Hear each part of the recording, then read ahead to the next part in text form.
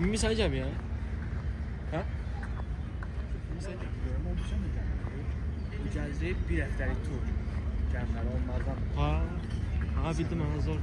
Xarici gedirik Avropaya. Ya bura çıxıb buradan dərsiz alır. Sen gəmiyə minmisən ya? Hə? Gəmiyə minmisən ya? Mən maraqlı gəlmiş. Lama.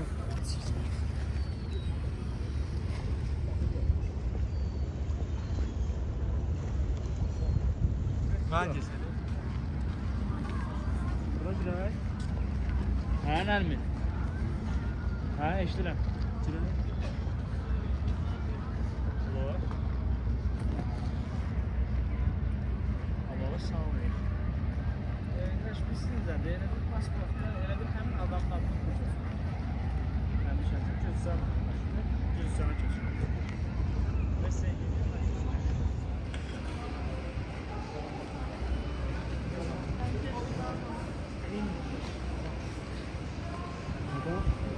Hadi bura. Ona bu. Kovala bunu.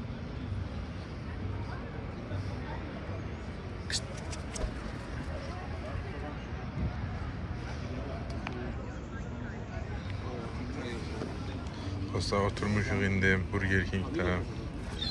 Bu Popeyes'dən alıb. Çekin də verməyiblər. Galata Port'da. Bura Galata Port'ta yerləşir.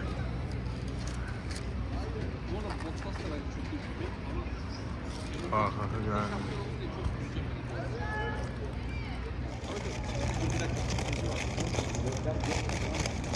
McDonald's'dan eyni şey. Burger. Hatta. Burger. Papaz düşüyor.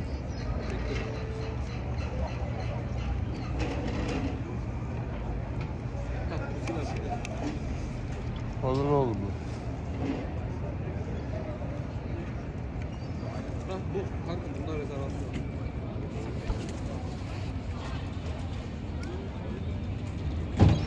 Beğendiniz burgeri. Evet.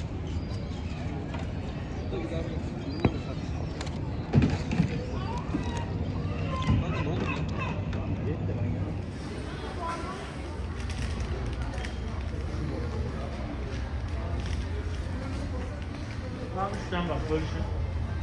Yok yok ye. Şöyle. Ye. Ayırdım değil mi? Üstten.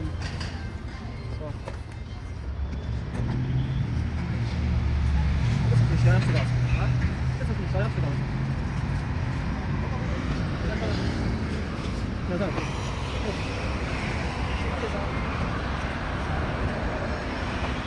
Zaman başı silmezse, ye burada. Direkt yeme. Ciğer kapak. Sabah yedi. Ha burası şartık zaten. Şartık zaten. Veysel öyle bir var. Bahsediyor da öyle. Ben yedim.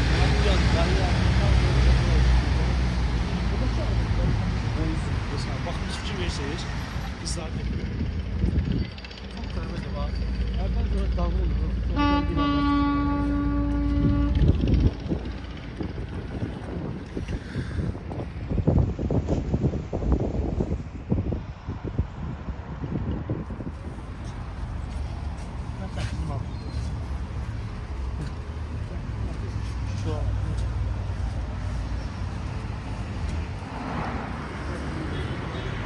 Çıkarlarım.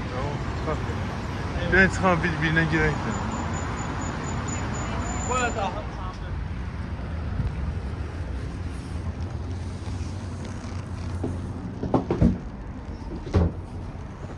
Dolmabahçe Cami İstanbul'un Beşiktaş rayonunda Bosfor sahilində Dolmabahçe Sarayı ilə üzbəüz yerləşən tarixi bir məsciddir. Onun tikintisi 1853-cü ildə Sultan Abdülməcidin anası Validə Sultan tərəfindən başladılıb və onun 1853-cü ildə vəfatından sonra Sultan Abdülməcid tərəfindən tamamlanaraq 1855-ci ildə ibadətə açılmışdır. Bu məscid Osmanlı İmperiyası 19-cu əsrdəki memarlıq tərzini göstərən nadir nümunələrdən biridir.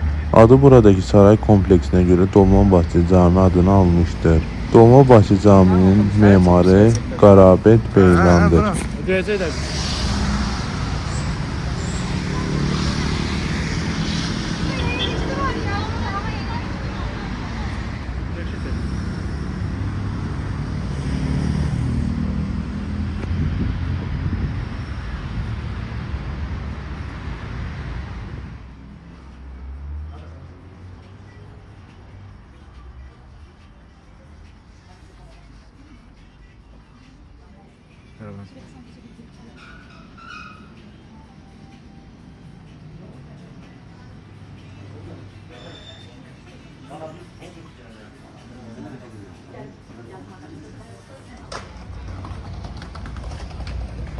Barbaros meydanındayıq.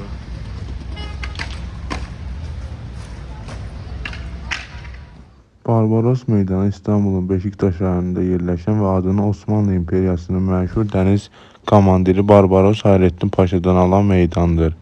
Meydan həm yerli sakinlər, həm də turistlər üçün mədəni və ictimai toplanma nöqtəsidir.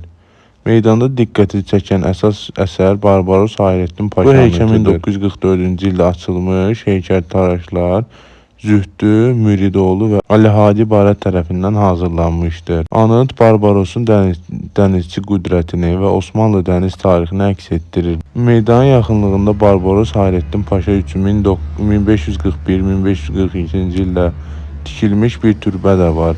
Bu türbənin memarı Böyük Osmanlı memarı Mimar Sinan'dır.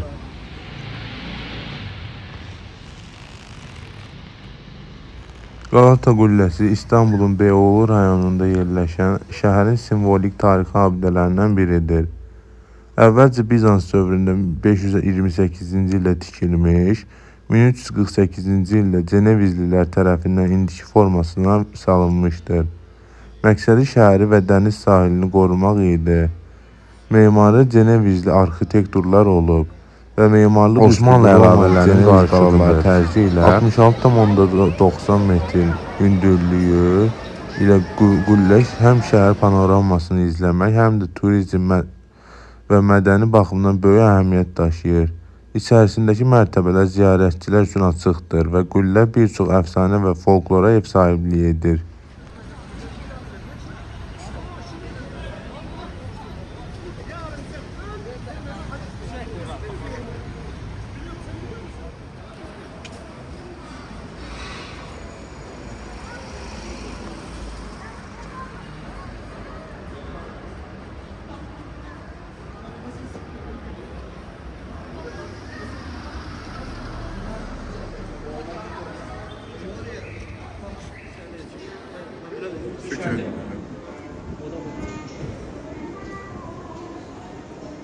Artık yalan yok ki. This is Turkish Mafia Group.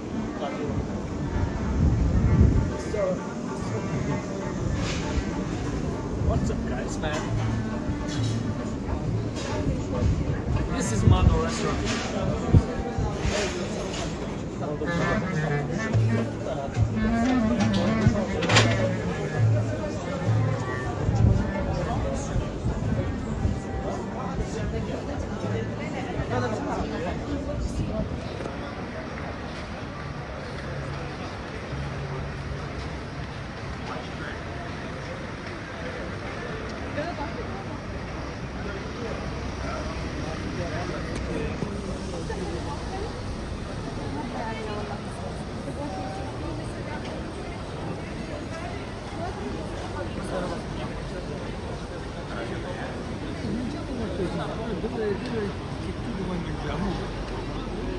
Bir de süper sefer indirimler var.